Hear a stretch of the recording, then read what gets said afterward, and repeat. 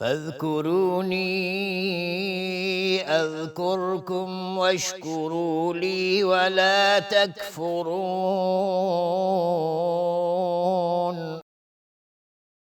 پس به یاد من باشید تا به یاد شما باشم و شکر مرا گویید و کفران نکنید. بسم الله الرحمن الرحیم. الحمد لله رب العالمین والصلاة والسلام علی سید المرسلین سیدنا و نبینا محمد و علی آله و صحبه اجمعین. با عرض سلام و ادب خدمت همه شما بینندگان عزیز و محترم در برنامه نیایش و ستایش. امیدوارم که در هر کجا که هستید صحیح و تندرست باشید و باز هم بتونیم در ارتباط با رابطه سالم و درست خودمون با الله متعال، در ارتباط با ذکر و یاد الله متعال و عرض و اظهار نیازمندی به درگاه او موفقیت رو داشته باشیم. گفتیم که اظهار نیازمندی به درگاه او رمز عبودیت هست. عرض نیاز به درگاه او یک نوع میل انسانی هست، ولی الله متعال نیازهای ما رو اطلاع داره و اون چی که ما در واقع باید در بحث نیایش و ستایش الله متعال مد نظر قرار بدیم اظهار نیازمندی به او هست و بینیازی او هست. بینیاز مطلق او هست، صمد بینیاز او هست و همه ما به درگاه او نیازمند هستیم. یکی از نیازهای مبرم ما در زندگی، نیازهای دائم ما در زندگی، کمک خواستن از او در هنگام آسیب‌های شیطانی هست. گفتیم که شیطان دشمنی هست وسوسه‌گر که دائما در مقابل رشد ما و در مقابل عملکرد مفید و مثبت ما قد علم میکنه. موفقیت ما رو، سعادت و خوشبختی ما رو نمیخواد. حسادت و دشمنی او برای ما از ازل از بدو خلقت معرفی شده است و باید بدونیم که رشد ما یکی از موانع بزرگ شیطان هست، وسوسه های شیطان هست. نفس ما میل های درونی رو داره که این میل ها توسط شیطان تقویت میشه، توسط شیطان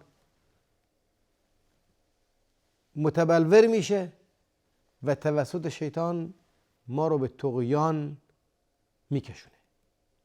برای اینکه از وسوسه شیطان و از طغیان این وساوس طغیانگر نجات پیدا کنیم، گفتیم که راه بزرگ مهمی که وجود داره پناه جستن به درگاه الله متعال است. در باب پناه جستن به الله متعال یکی از مواردی که ما همیشه باش آشنا هستیم در آغاز تلاوت و در ابتداء تعامل خودمون با قرآن کریم، با اعوذ بالله قرآن خودمون رو یا رابطه خودمون رو با ذکر الهی شروع کنیم. ذکر الهی که یکی از بزرگترین مصادیقش قرآن کریم هست باید با اعوذ بالله آغاز بشه. قرآن کریم در آیات سوره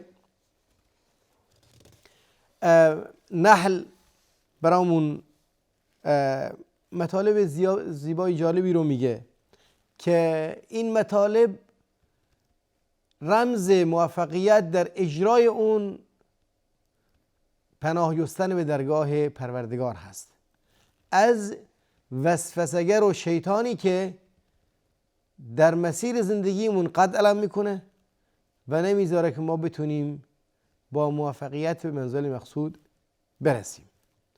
آیه 95 سوره نحل ما میگه که ولا تشتروا بعهد الله ثمنا قلیلا انما عند الله هو خیر لكم ان کنتم تعلمون. عهدی که الله متعال با شما بست اون رو با قیمت ناچیزی نفروشید. پیمانی هست از عبودیت، از اطاعت، از فرمان برداری که این پیمان در مقابل زینت حیات دنیا و در مقابل آسایش زودگذر این دنیا میاد محو میشه و از ذهن ما و از فکر ما ارزشش کم میشه یا از بین میره. دنیا، جاذبه های دنیا، لذت های آنی این دنیا در قالب شهوت ها میاد ما رو به سمت خودش میکشونه. عهد الهی و پیمان عبودیت پروردگار متعال رو به خاطر این چی که در پیش روی خودتون در این دنیا میبینید نشکنید و شما رو گول نده. انما عند الله و خیر لكم ان کنتم تعلمون. اون چی که در نزد الله متعال براتون هست براتون بهتر هست اگر آگاه بشید، اگر آگاهی رو به سمت آگاهی به دست آوردن بروید. ما عندکم ینفد، اون چی که در نزد شما هست از بین میره، تمام میشه. اون چی که در اختیارتون هست باقی نمیمونه. تمام اون چی که دارید در این دنیا همه اینها فنا شدنی هست. و ما عند الله باق، اون چی که در نزد الله متعال هست، نعمت‌های اخروی که الله متعال براتون در نظر گرفته اونها باقی هست، جاویدان هست. ولنجزین الذین صبروا اجرهم باحسن ما كانوا یعملون. اون کسانی که صبر و شکیبایی رو پیش گرفتند در مقابل شهوت‌های دنیا و در مقابل کشش‌ها و جاذبه‌های امکانات دنیوی استقامت کردند، این افراد اجرشون رو به بهترین وجه در آخرت خواهند گرفت. اجر عملکرد خودشون رو و اجر نیکی که عمل کردن رو. من عمل صالحا من ذکر و انثى و هو مؤمن، اون کسی که نیکی رو انجام داد، چه میخواد مرد باشه چه میخواد زن باشه، و ایمان داره، یعنی در حالت با ایمان خودش این عمل کرد، با باور عمل کرد نیک رو پیش گرفت، فلنحیینه حیاتا طیبه، ما اون رو بهش حیات پاکی رو، حیات خوبی رو براش در نظر گرفتیم. حیات زندگی بسیار پاکی رو خواهد داشت. ولنجزینهم اجرهم به احسن ما كانوا یعملون، و در آخرت هم بهشون پاداش و اجر بهتری رو، بهترین پاداش ها رو براشون خواهیم داد. هم در دنیا خیر نصیبشون میشه و هم در آخرت این افراد. در نتیجه وقتی که اینطوری هست، وقتی که این اصل هست که این دنیا، جاذبه های این دنیا فریبنده هست و انسان رو مانع میشه تا اینکه پس پرده این دنیا یعنی آخرت رو ببینه و نهایت و عاقبت رو مد نظر قرار بده. در این میان اون چی که برامون مهم هست اینه که ما بتونیم رابطه خودمون رو با قرآن کریم، با دین الهی و با ذکر پروردگار استحکام ببخشیم تا اینکه نتونه اثرگذار باشه این جاذبه های دنیا و هواهای نفسانی. در نتیجه میگه فاذا قرأت القرآن، هرگاه که قرآن رو قرائت کردی، فاستعذ بالله من الشیطان الرجیم، از شیطان به پروردگار متعال پناه ببر، از شیطان رانده شده. یعنی انسان وقتی که در مسیر حقیقت و خیر میخواد بیفته، یکی از مواردی که شیطان میاد وسوسه میکنه و انسان رو محروم میکنه از خیر، وسوسه شیطان در هنگام ذکر و در هنگام تلاوت قرآن کریم هست. انه لیس له سلطان علی الذین آمنوا و علی ربهم یتوکلون، به تحقیق که او هیچ سلطه‌ای بر کسانی که ایمان آوردن و بر پروردگارشون توکل کردن نداره. انما سلطانه، بلکه سلطان یا حاکمیت و سلطه او بر کسانی هست که یتولونه والذین هم بربهم مشرکون. اون که بر کسانی این سلطه داره که دوستی اون رو انتخاب میکنن و با الله متعال شریک قرار میدن. الله متعال رو با الله متعال که موجودات دیگه رو شریک میکنن در عبودیت، در رابطه بندگی که باید خاص به الله متعال باشه. صفت غیر الله رو به غیر الله میدن، مقام الله رو به غیر الله میدن، موقعیت و مقام عبودیت رو برای غیر الله هم قائل میشن. این افراد زیر سلطه شیطان نمیتونن از حقیقت بهره بگیرن و این افراد هستن که آسیب پذیرن و از شیطان متأثر میشن و وسوسه‌های شیطانی روی اونها اثرگذار هست.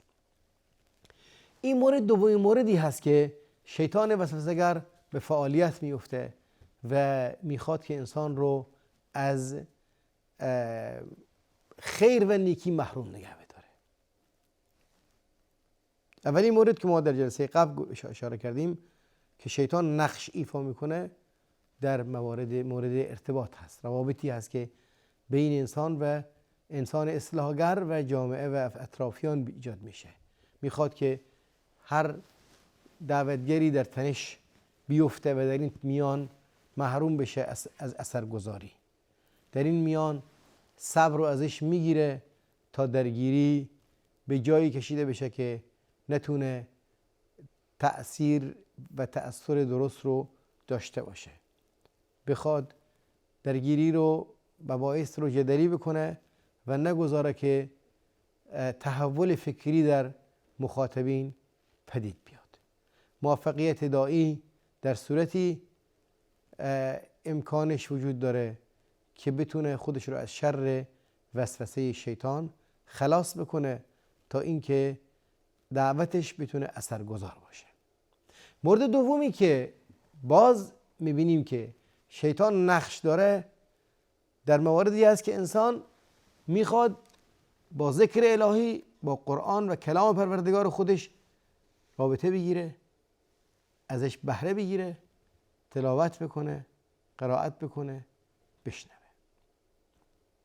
در این مورد میاد باز شیطان وسوسه‌گر ذهن انسان رو به موارد مختلف و به امور متعدد مشغول میکنه تا اینکه از بهره‌گیری خوب از این کتاب محروم بمونه، تا اینکه تفکر و تأمل بر قرآن رو نداشته باشه، تا اینکه متوجه مفاهیم قرآنی و متوجه پیام الهی نشه.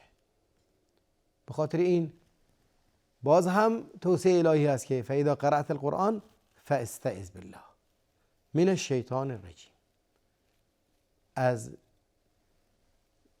وسوسه شیطان، از تأثیرگذاری شیطان، از حائل شدن شیطان بین تو و بین کلام الهی، بهره‌گیری از کلام الهی، به الله متعال پناه ببر.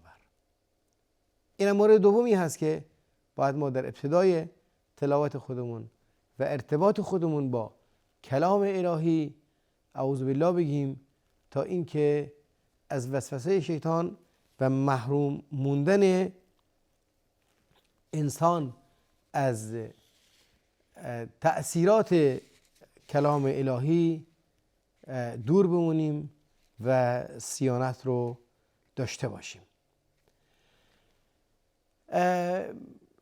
این نکته‌ای که در ضمن اعوذ بالله گفتن باید انسان همیشه مد نظر قرار بده، برای انسان منافع و فواید بسیار زیادی داره.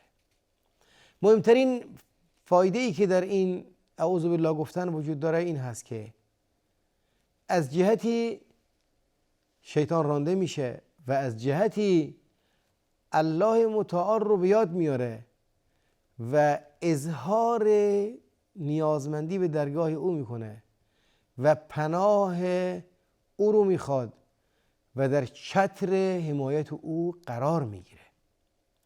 چتر حمایتی داشتن در موارد مختلف لازمه نجات انسان است.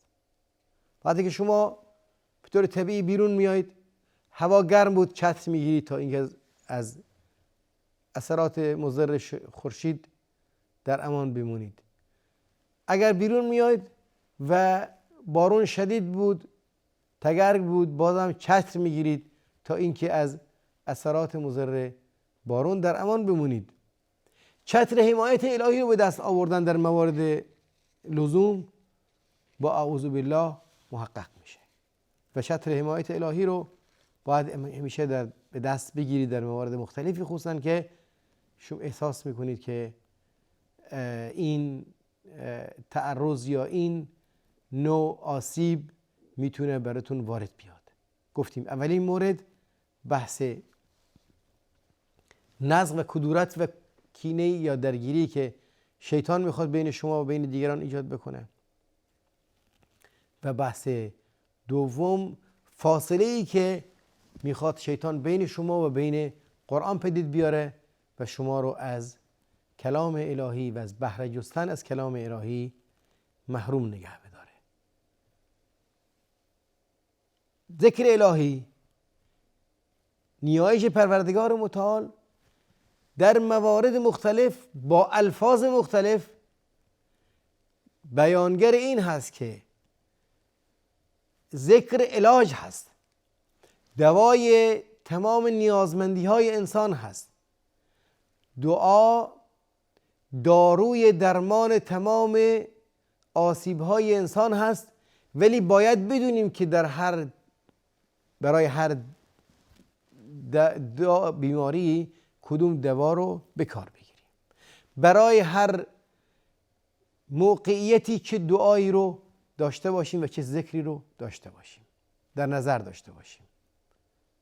گفتم که اون چیزی که در سنت برامون تأکید میشه همین هست که بتونیم موارد مختلف، دعای مختلف و الفاظ مختلفی که درش ذکر و نیایش هست رو در ذهن داشته باشیم، خصوصا در ابتدای قرائتمون و تلاوتمون. اعوذ بالله رو زیاد نبریم، اعوذ بالله من الشیطان الرجیم رو از دل بگیم تا اینکه از شر وسوسه های شیطان که ما رو از بهره جویی و بهره گرفتن از قرآن محروم میکنه، از اونها در امان بمونیم. الله متعال همه ما رو از وسوسه های شیطان در امان نگه بداره و ما رو از بهره گیری از قرآن همیشه در این راستا موفق بذاره. الله یار و نگهدارتون باد. السلام علیکم و رحمت الله و برکاته.